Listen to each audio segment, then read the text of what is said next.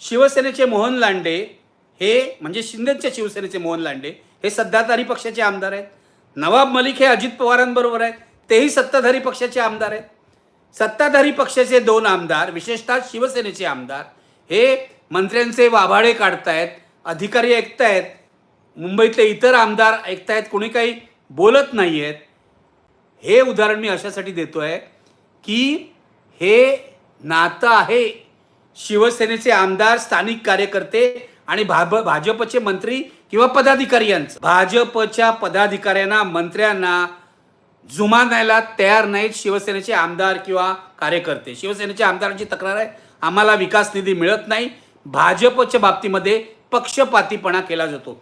ही तक्रार महाविकास आघाडीच्या काळात सुद्धा शिवसेनेच्या म्हणजे शिंदेच्या बरोबरच्या आमदारांची होती अजित पवारांबद्दल. आता तक्रार आहे ती भाजपच्या लोकांबद्दल आहे.